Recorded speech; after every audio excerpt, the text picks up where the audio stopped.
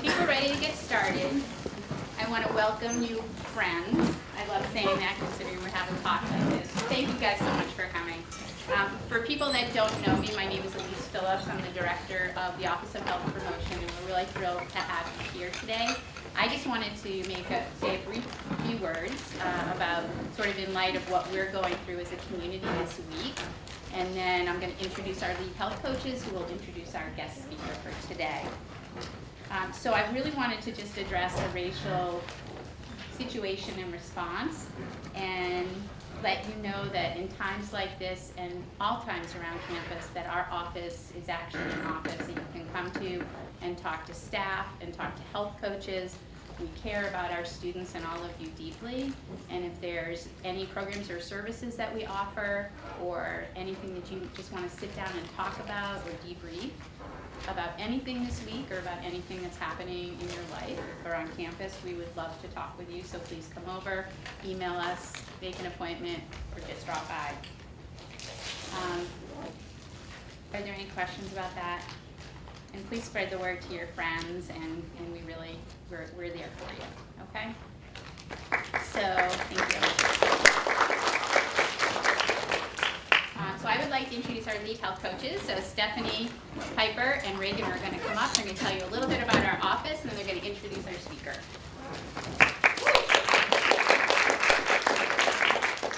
All right, thank you guys all for coming today. We're from the Office of Health Promotion, and we're the co-leads of the Health Coach Institute. Our office offers programs and services around alcohol and drug support and education, nutrition education and counseling, and general health education, which is delivered through the Health Coach Institute iHealth group programs and individual conversations. We hope you all come to something we offer, request a program, or come in for an iHip and meet with a health coach to discuss general health, sleep, time, or stress management. We are located in Gaston Hall and have many things on our website as well. We're also in the middle of our Let's Talk Health campaign and just began the Let's Talk Stress Month. Please check your email, listen, talk, and challenge yourself to decrease and manage your stress. So join us any way you would like.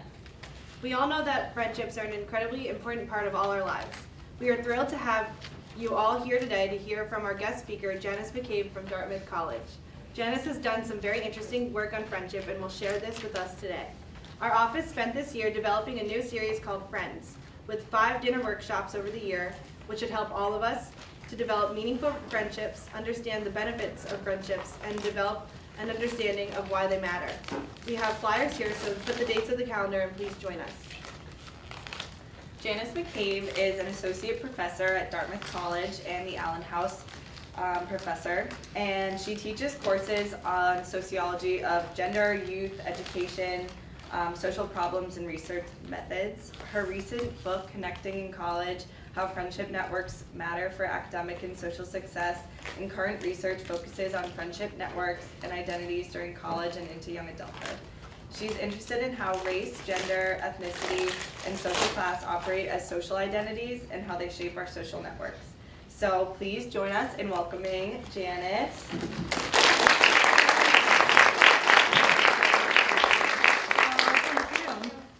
Thank you so much for coming today on a sunny Friday afternoon. And I'm so excited that this is the kickoff for a lot of discussions about friends, because I think that friends are very important, and not only important, but often undervalued, overlooked. And I think about friendship a lot, and so I'm excited to hear from all of you about the questions you have, about what you've been thinking about with friendship, and I'm excited to tell you about my research on friendships and friendship networks. So what I'm most interested in is understanding in a deep way how friendships matter for undergraduate students. So how friendships matter for most of you in the room.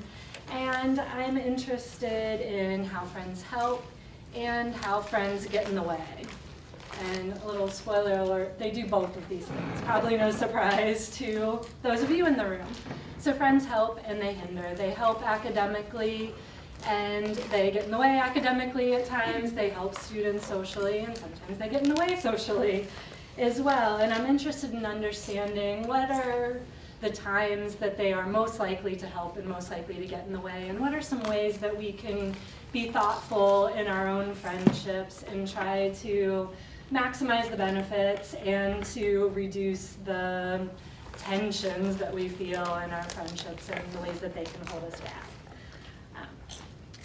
So I'm going to give you just kind of a short introduction to how my research fits in with other research on college students and college friendships and social networks, but I'm going to spend most of my time talking about what I found and what I'm thinking about now in my research.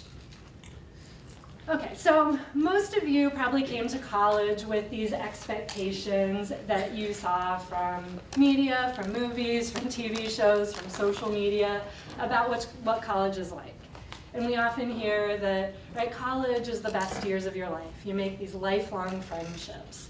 And even in these movie posters, I just pulled a couple, some older, some more recent. I was struck by like old schools, for example, all the fun of college, none of the education, right? So you can see what kind of message generally is sent about college and how people spend their time in college. And so in popular culture, college social life is typically romanticized, as are these bonds that students make in college. Yet, among scholars, we know very little about college students' friendships, which I found surprising. And I first encountered this lack of research on college students' friendships when I was a college student myself. So I was a senior at the time at Tulane University. And I was a women's studies major, and we had a capstone course in women's studies. There were only 7 women's studies majors. It was pretty small, but we were all, at this point, at the beginning of our senior year, in a class together. And we were supposed to do a research project. And our professor had wanted us to do a project on women who worked in the nearby casinos, because very little was known about their experiences. And through the process of talking about this research project, getting together outside of class, I started to talk with these other women's studies students about our college experiences, about our lives, and we pretty quickly discovered that we shared something else in common besides an interest in women's studies.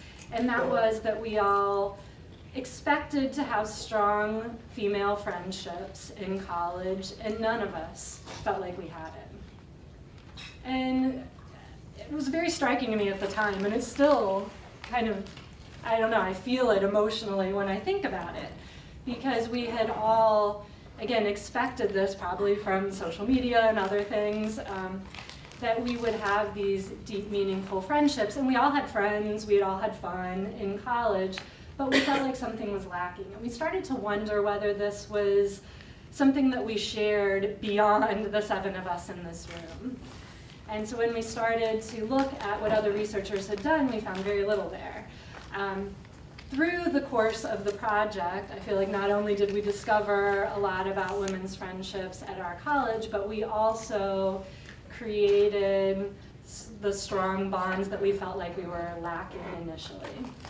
So we had created those meaningful friendships. And so maybe some of you have found those types of meaningful friendships in some place you didn't necessarily expect it, but through sharing an interest, whether it's your major or a club or organization, or a movie or arts event or sporting event that you went to where you found other people who shared that common interest. That's one theme that came up in my research, was that these places where you go, not necessarily to meet friends, but you go because you're really interested in a topic, is a place where you can find that you may have a connection with someone who on the surface you may see as very different from you.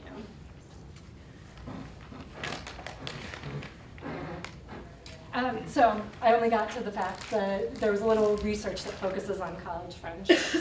And I wanted to also bring home the idea that research out there that does focus on college social life typically views friendships, peer relations, social life as pretty irrelevant, if not distracting, from studying, from the real business of college. And that's not how I had experienced it myself as a college student. And that's not what I found in my own research. As I mentioned before, certainly there are times when friends can be a distraction from academics, but the story is much more complex than that. Okay, so the second piece of the literature I want to bring up is social networks. And so one thing that often comes up with social networks is we use this term pretty loosely a lot of times, talk about networking or so forth. But I want to say that in terms of social network analysis, the science behind it, it's not just whether there's a tie there between people, whether there's a connection, but whether there are resources that you can get through that connection. So the resources can be something very tangible, like, being able to get money from the person behind you if you forget your card or cash when you're at a coffee shop, right? Or it can be information about what class to take in the sequence for your major the next term.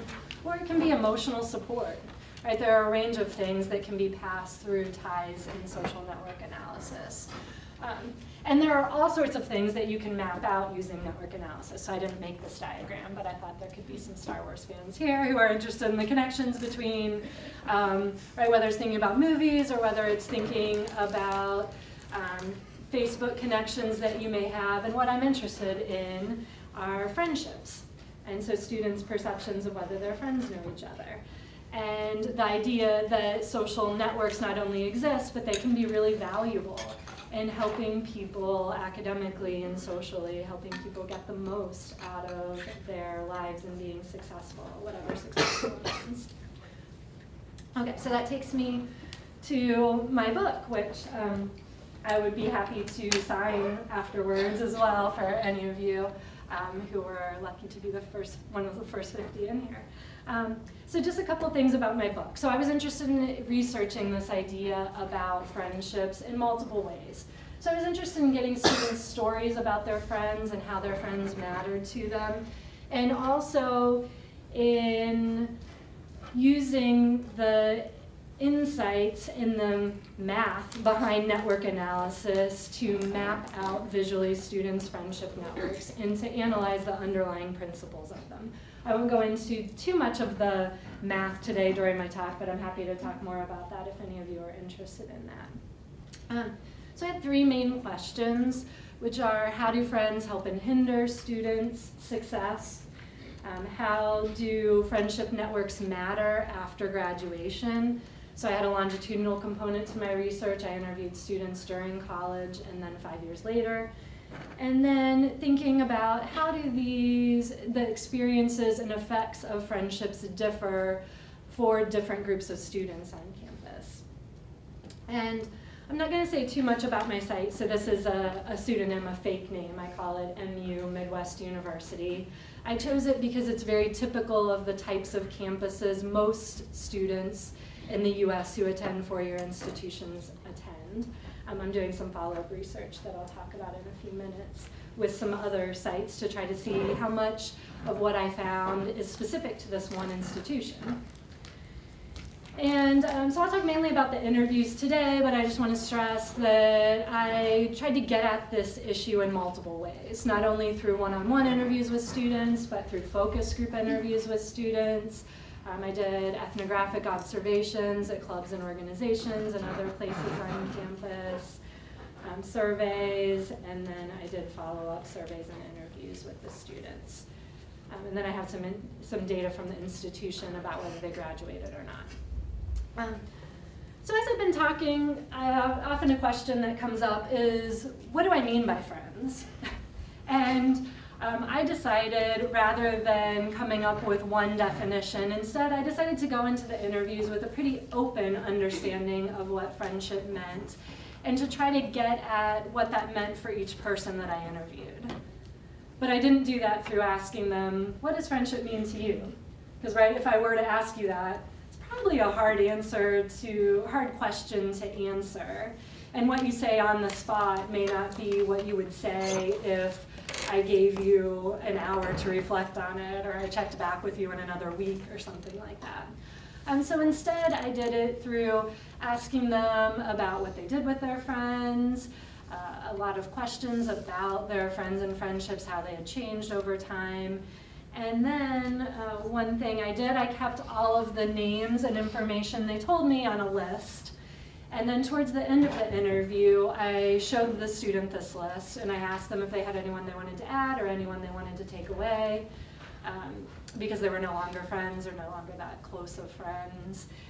And what I found first is that there's a variety of definitions out there. And so I was glad that I didn't say, here's my definition of friend, please use this when you answer my question. Instead, I wanted to start with where they were, but to get an understanding of what friend meant to them.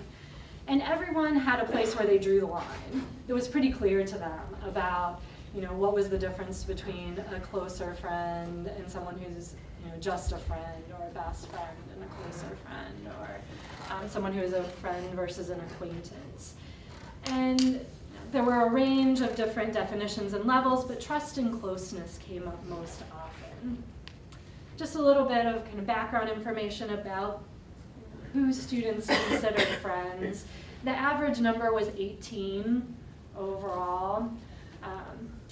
And when I looked at this 18, at least for MU students, is a little bit different in the more recent interviews I've been doing. So if a student had 18 on average, 10 of those friends they met at that college. 2 of them were friends from home who also attended the same school as them. And then they kept 5 friends from home who either didn't go to college or went to another college. And then they had 1 friend that they met somewhere else, like a job or summer camp or something outside of campus. So, and this was pretty true across the range of different networks that I'll show you, is that there's this mix of friends from campus, friends from home, and friends from multiple locations. Okay, so another important piece of background information before I get to the activity and then what I found is, so after I had that list of friends, I forgot to mention when I had the list up before that I asked them a bunch of questions about their friends, right? Their friends' gender, race, how they met, how long they've been friends. And then in my more recent interviews, I've also been asking them how they stay in touch with their friends to try to get this more holistic idea about their friends. And then I used here what's called a density matrix. And so I list their friends on the top and down the side, and I go through each friend. So say their first friends were Joe, Steve, and Chris. So I'd say, does Joe know Chris? Does Joe know Steve? And there would be a series of 0s and 1s in its most simple version. I did some other more complex things, but right now we'll think about them as 0s or 1s. So 1s whether the tie existed, and 0 if their friends don't know each other. Again, this is from the perception of the student that I interviewed, so we can talk about how that what that means later on if you'd like. And then that got me to different diagrams, what are called sociograms in network analysis. And actually, let's go now to, before I tell you too much more about what these mean, let's go to your handout. So does everyone have a handout with a quiz? If you don't have one, if you raise your hand, I think it looks like there's some more to go around. So I'll give you a couple minutes to answer these 5 questions on the front.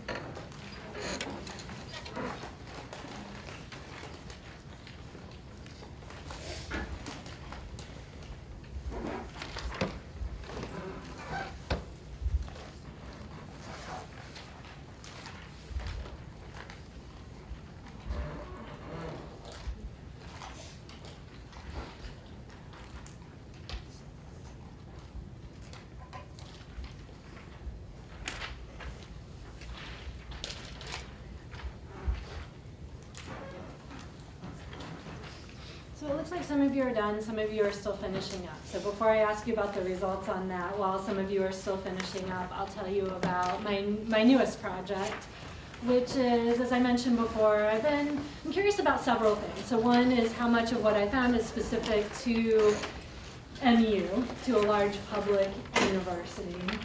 And so I've been interested in how different features of universities, like what the dorms look like, what the racial climate's like, how big they are, how selective they are, how that matters for students' friendships.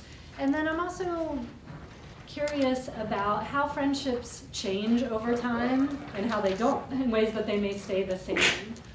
So as I've been interviewing students now, since last summer, I've been interviewing students at Dartmouth College, at Manchester Community College, which is a non-residential community college, a 2-year school in Manchester, New Hampshire.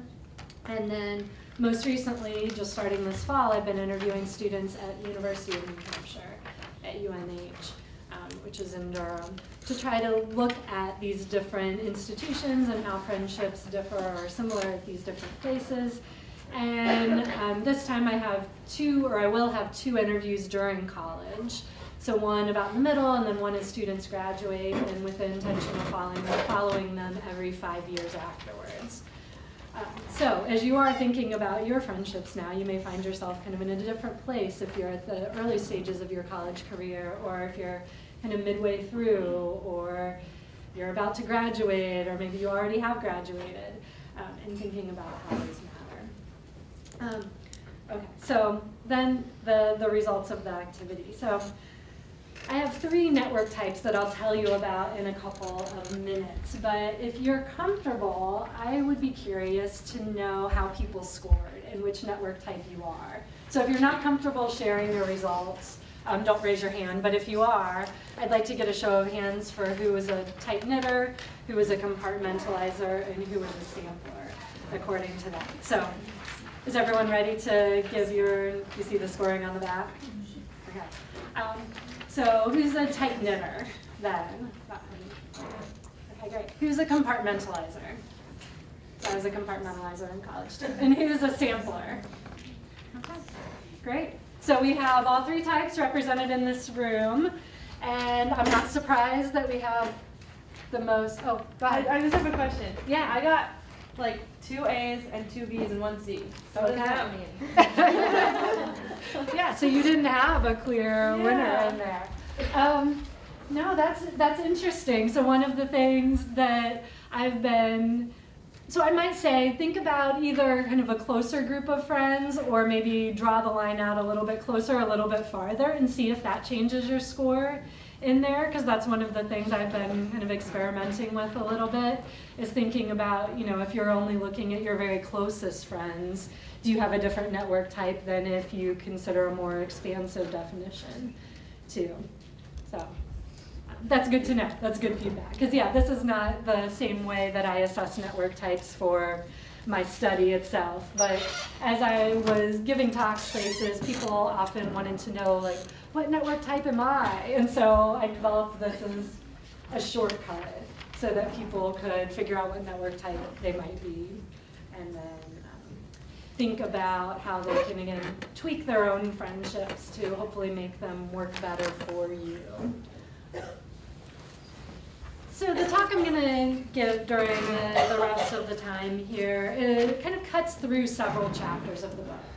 And I just wanted to mention that, especially since some of you will be getting copies of the book too, in case you wanted to read more about particular parts of it. So I've got a chapter that focuses much more on what friendship means, how friendship differs over time, the idea about balance between academic and social life. Is what I'm talking about there. And then the 3 network types, each has their own chapter. There's a chapter that focuses more closely on what happens after college.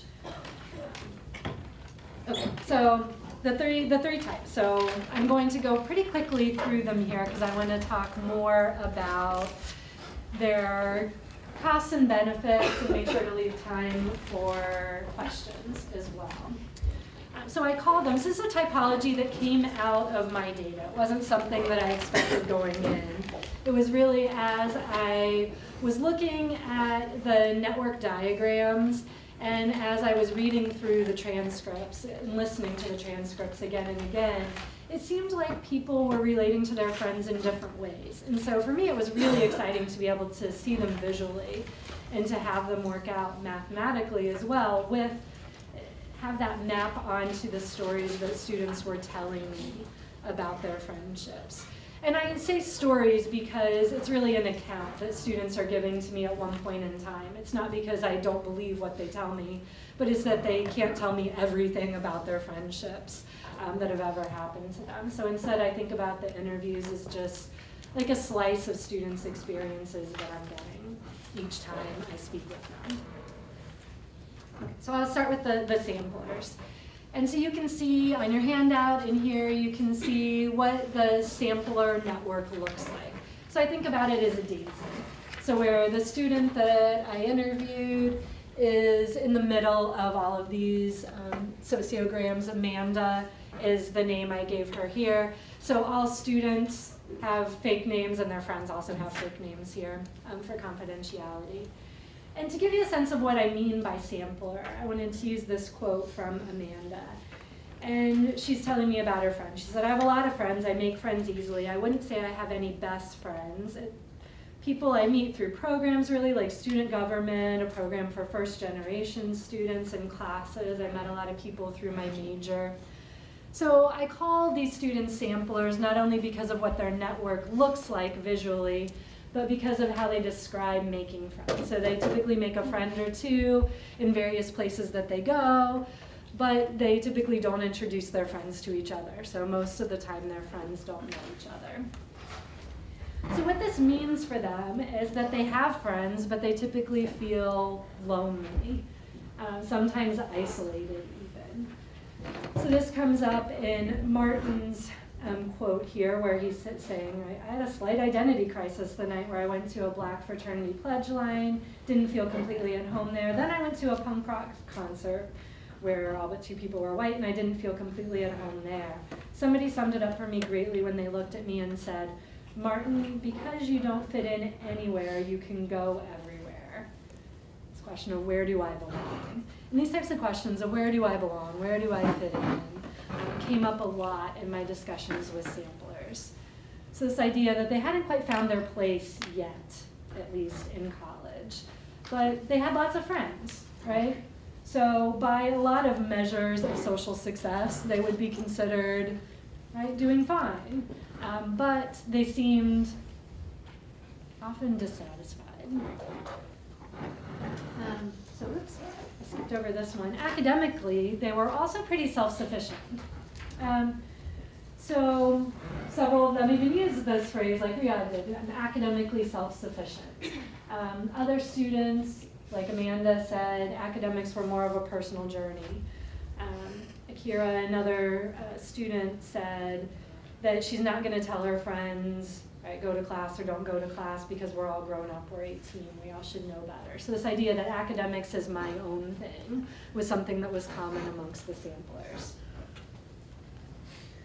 So to sum up the samplers, so samplers are pretty self-sufficient academically and socially, if not isolated. But they have high levels of academic success. So they almost all graduated. They had relatively high GPAs, which led me to wonder how much better could they have done had they had the support of their friends. Okay, so now compartmentalizers. So compartmentalizers are a group where students have 2 to 4 clusters of friends. So you can see it here with Daniel. And so to just show you a little bit more about the compartmentalized network, here's Daniel's network a little bit bigger. So here's Daniel's closest friends, Joe, Steve, and Chris, who all know each other. They actually, at the time I interviewed Daniel, they were all living in the same room in his fraternity house, in their fraternity house. So they were roommates, they were best friends. And they were part of this broader group of MU friends that Daniel had up here, on the big group on the top right. So if I take Daniel out of the network, because he was obviously connected to everyone because they were all his friends, and then I take one other student out, can you tell who I would take out?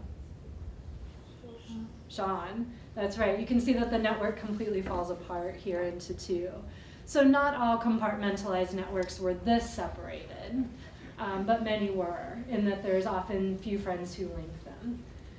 So why this matters for academic and social success is that many compartmentalizers, like Daniel, use these separate groups of friends for different things. So Daniel talked about having a group of academic friends, right, that he studies with and talks about school with, and a group of social friends that he goes out with. And there wasn't much overlap between the two. And so compartmentalizers typically balanced academic and social life, doing well academically and socially by dividing their time between multiple groups. And this generally worked well for them. However, like all of the different network types, there are challenges of this. And the main thing is time here, that right, all of us have only a certain amount of time to do everything we want. And if you're going to classes, studying, maybe working a job, doing extracurricular activities, and then having 4 groups of friends to hang out with separately or do different things with, it gets hard to do all of those things and to do them well. So for students, it was typically easier to balance 2 groups of friends, or to balance when there was more overlap between them, than to balance 4 completely separate groups, especially for students who ended up, I had one student who talked about how he was like different people with his different groups of friends too. And he really felt the pressure, not only in terms of time, but also as a sociologist, as I think about it, in terms of his identity. Because he was a fun social self with one group, he was a more serious academic self with the other group. And this worked well with him, for a while, to try to figure out, who he really was in college. But over time, he felt like it was really draining him. So if you find yourself as a compartmentalizer, it's fine to have separate things that you do with separate groups of friends, but I would say just pay attention to, are you feeling really pressed as far as time, and think about priorities and where would you like to spend more of your time and energy. Then tight knitters. So tight knitters are this group where I find students, when I interview them and when I talk to them, are often comparing themselves implicitly to tight knitters and are feeling like, what you should have is this tight-knit group of friends who all know each other. But maybe you noticed around the room that compartmentalizers are generally the most common friendship network type, it seems, amongst college students. Some students do really well with tight-knit networks, though, but it's not something that I would say works well for everyone. So for this one, I'm going to tell you 2 quick stories about some students that I interviewed that I also talk about in the book. And I call them Alberto and Keisha. And so here's Alberto's network. So he is a tight knitter. Here, his network is so tight knit, it's kind of hard to find him in there because almost everyone is connected to everyone. So with his story, so as I was interviewing him, I was really struck by the intensity of his friendship bonds, how they provided social support for each other. He called them like a family. He said his fraternity brothers, and he was also talking about some other friends, are like my family away from home. I've lived with them for the last 2 years. It's kind of like a family. If there's a birthday, we'll get a cake, we'll go out to dinner. If it's Christmas, we'll buy each other presents. We all know everything about each other. We talk about anything. If someone's going through something serious, crying in front of each other, it's no big deal. It's not typically our stereotype of fraternity men, Crying in front of each other is no big deal. So he was talking about these really strong supportive bonds that they had with each other. And then academically, he also described these really intense bonds where friends provided what I call instrumental help, emotional support, and intellectual discussions. And he had all three of these with the majority of his tight-knit group of friends. So just a couple quotes here. So in terms of academic emotional support, he said, we push each other, we make sure each other are getting good grades. And he gave these really specific examples of asking, where's everybody at? Is everybody okay? Are you going to class? Why aren't you going to class? Are you doing this? Why aren't you doing this? Right? You get the notion that they're really checking in with each other and supporting each other here. Also in terms of instrumental help, they're giving each other reminders about the readings, proofreading papers, right? Working on assignments together. And then really rich intellectual engagement amongst his friends also, where they talk about interesting ideas that they read for class or not, documentaries they've seen. He gave lots of examples about also challenging each other. So something that came up were that in these intellectual discussions, friends didn't need to agree with each other, but it was important to have a comfortable space where they could talk about ideas and where they know that they could still be friends even if they didn't have the same view about things. Okay, so social support, a sense of home among friends, and this rich academic involvement amongst friends. So I came to a bit of a puzzle when I started looking at the academic outcomes in my data. So what I saw were these tight knitters. So I went a little more quickly through the samplers and compartmentalizers. You can see the rates that they graduated this is within 6 years from MU. And what I saw were that tight knitters had the lowest GPAs, they were the least likely to graduate. And I kept thinking about students like Alberto and thinking, what am I missing here? And then I began to read and reread my data. And I came across stories like Keisha's. So she was also a tight knitter. Here you can see her network is smaller, but it's not the size of the network that matters. This pattern was also true among students who had bigger tight-knit networks. So Keisha described social support from her friends. Her quote is actually very similar to Alberto's, right? If my friends are having anything, we're at each other's birthday parties, graduation parties, we go to each other's houses, we talk about relationships.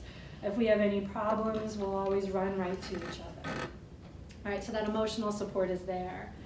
But in terms of academics, she told me that, your friends affect your academics, good or bad. But then she really struggled to come up with any good ways that her friends had impacted her academically. And she gave me many, many examples of ways that she felt like her friends had distracted her. Right, hurry up and do your homework so we can come out, so you can go out with us. She gave lots of examples of. And so I started to see this as a pattern amongst the tight knitters that some students had, like Alberto, had this really rich academic support and involvement from friends, and other students, like Keisha, had much more limited instrumental help, emotional support, and intellectual discussions with friends. So this puzzle that I showed you before about the outcomes was really that there were two groups of tight knitters. Right? So there were those tight knitters whose friends, like Alberto, really pulled each other up. So they motivated each other academically. They were great resources. So thinking back to that idea about social capital, they passed along advice, they passed along intellectual discussions with each other. And then there were those like Keisha who were mostly a distraction from friends. Sometimes they lacked academic skills to be able to help each other. They were struggling with their own writings. They couldn't really help each other proofread papers very well. And sometimes it was just that academics really weren't their priority. And so I saw tight knitters pulling their friends in two different ways. So I don't expect you to be able to read this from the back, but I just wanted to say amongst the tight knitters, there were really this kind of divide. And Alberto didn't have the highest GPA amongst this group of tight knitters, where they were providing each other with a lot of academic involvement and support. But we could see, right, so this first one in the last couple of columns, there were lots of ways friends were involved instrumentally. Quite a few yeses here in these last two columns compared to with the lower GPAs and students who didn't graduate had much more limited or no involvement from friends in these academic ways.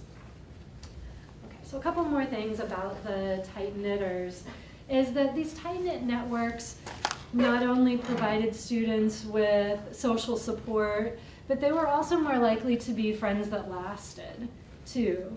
So as I mentioned at the beginning, I followed up with students 5 years later, and that I found tight-knitters kept more friends over that 5-year period than did compartmentalizers and samplers.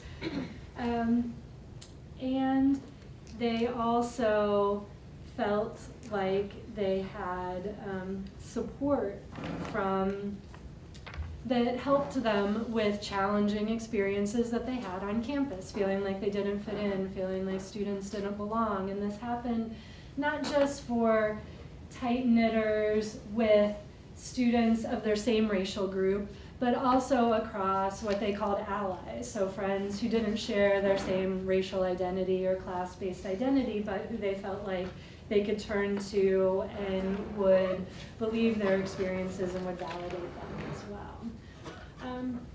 So a couple examples about these ideas about the social support from friends and how these challenging experiences that students had also made their friendship groups more supportive as well. And here's an example that from Alberto, who I talked about before, who was talking about sometimes professors make comments that they don't think are derogatory but are really offensive. And he was saying that his friends talk about that and they bond over it, they support each other through that, and they learn from each other. And Valerie, another tight-knitter, talked about the challenges of going to a predominantly white campus and feeling like she didn't belong. And with her friendship group, she found a sense of home, right? She found that sense of support. And she said you don't need the whole home, but you want to feel somewhat of being at home. So there was definitely this element of friendships keep students in college, they keep students supporting each other and finding a sense of community with each other. So quickly, tight-knit networks can also be challenging for students at times. I don't want to romanticize them even socially, because they can also pose some challenges. So, and it made sense when I thought about it in terms of, right, looking at, I don't have the visual up here anymore, but you have it in your handout. Students are literally surrounded by their friends, right, like a ball of yarn. And so if you find yourself mad at one of your friends or disappointed in one of your friends or just wondering, is this the right friendship group for me? Tight-knit networks can be a little overwhelming for students because it can be hard to, right, exit. So I gave in the book, I talk about this, what I call an extreme case of Erica, who had a falling out with her friends.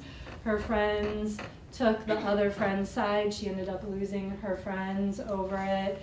All of this drama came during finals period, and so it had an academic toll on her as well, too. So academic and social life are very connected for people, so it's hard when you're having troubles in one to be able to focus completely on the other.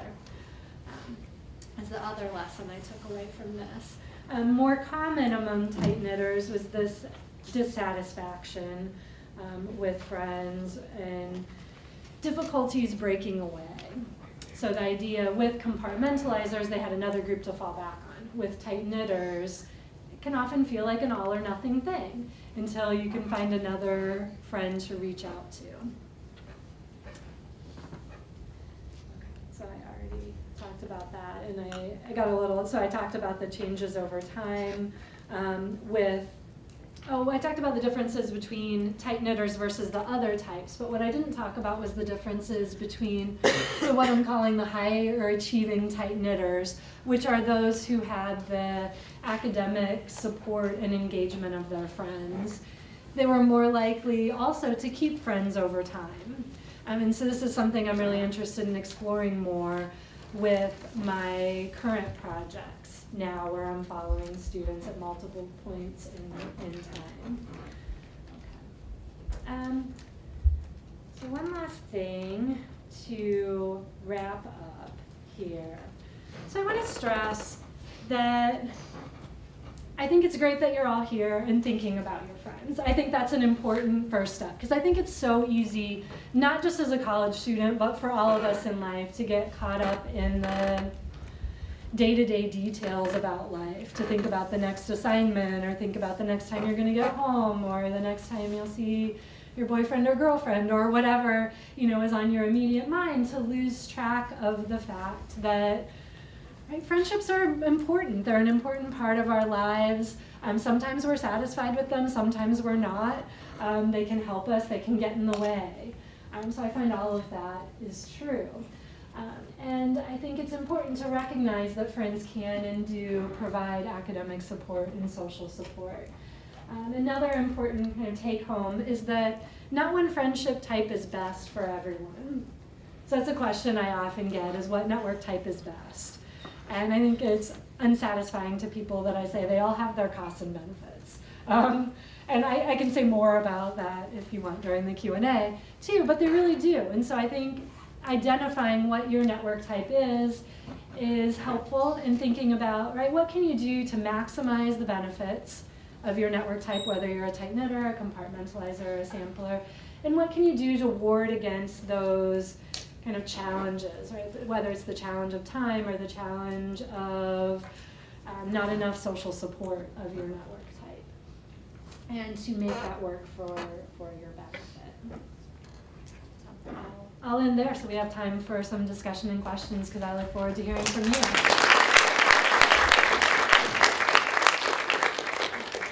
Thank you so much. You've given us so much to think about. So we can take several questions if anyone has one. About friendships or networks. Yeah. In your research, have you noticed a trend that are samplers usually friends with other samplers, or compartmentalizers are mostly friends with compartmentalizers, It's a big word. and tight knitters with tight knitters? Yeah, so that's an interesting question. I would say overall, yes, but it's certainly not across the board. So one of the things I've been trying to do at each of the sites where I've interviewed students is to interview a few friends of students' friends. Sometimes I do that through, one of the ways I recruit is through clubs and organizations.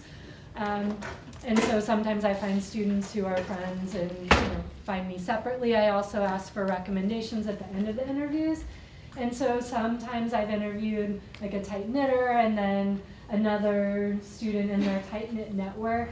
And sometimes it turns out that student also recognizes the same tight-knit network, but sometimes that friend is really, that tight-knit network is one of their 2 or 3 groups.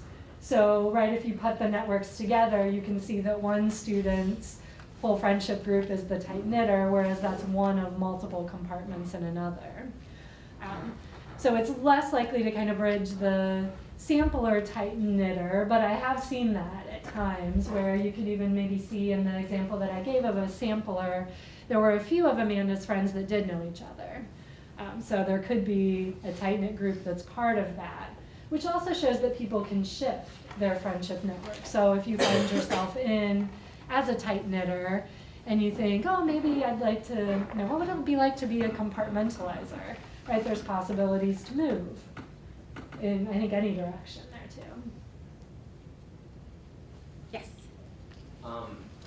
Do you think that the portion of students at a college that are tight knitters, do you think that's a large function of the racial breakdown of the university? For example, MU I think was 85% white. If that were a lower percent, do you think there would be a different number of tight knitters in the college? Yeah, I think that's a great question. I don't have a great answer to it. What I do have, oops, I skipped over this a little bit. I didn't show the breakdowns on this slide by racial group.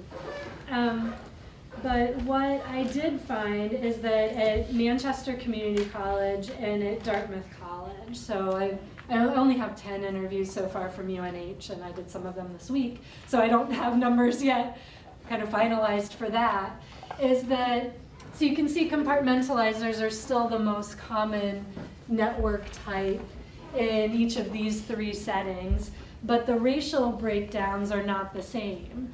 So at Manchester Community College, for example, I interviewed, so sometimes my sample sizes are a little bit small. So I had 4 black students, 2 were samplers, 2 were compartmentalizers, none were tight knitters at the community college. Amongst Latino students, there was a more even split.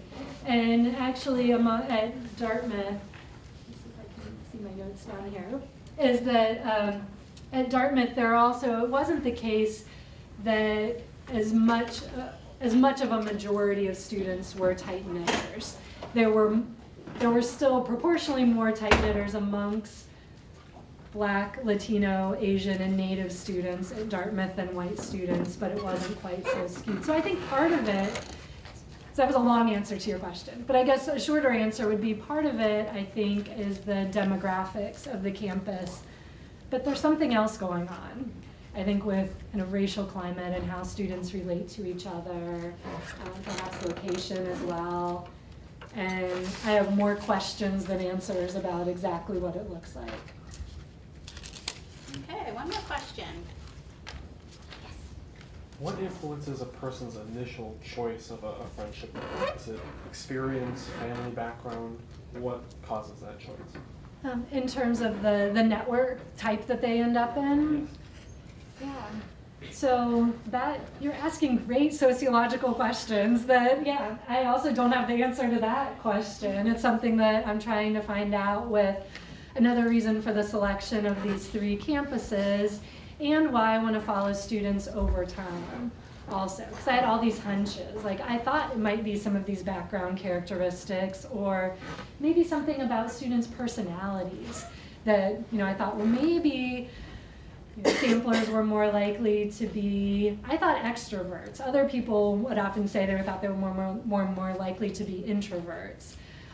But basically none of the background characteristics other than race that I found influence a lot of network types. So I think it's something about the kind of the fit about, I think personality and background is part of the story, but there's something about how that interacts with the campus and what happens at the very beginning of college too. So I haven't talked much about how students make their first friendships, and then, right, some students stick with those friendships over time, whether they're working for them or not, right? Sometimes there's not a lot of reflection about it. And then other times students will have a break with a group of friends and end up with a very different group of friends. And so I'm trying to figure out, is it something about people's personality or background that makes them at least predispositioned to a certain type, or is it really those early experiences that students have in college? So there were some changes between what I found during college and after college that make me think that might be part of it. But yeah, stay tuned as I analyze more of my research. I hope to have some better answers. Yeah. So you've given us so much to think about, and I think a lot of these questions will really kind of coincide with some of the titles that you see on the Dinner Discussion Friends series. So please come to those. We'll sort of send out messages to everybody about that. But I just wanted to really sort of think a little bit with everyone about their self-care at this time and all times, and to really take time for yourself. Remember to get enough sleep and to eat healthy and to talk with people about things that you're thinking about. And I think with our friendships here, it's important to really keep those friendships, make new friendships, and really develop a tighter sense of community, because it's really the support piece that is really going to get us through whatever situations we're dealing with. So, Janice, thank you again for coming. It was so interesting.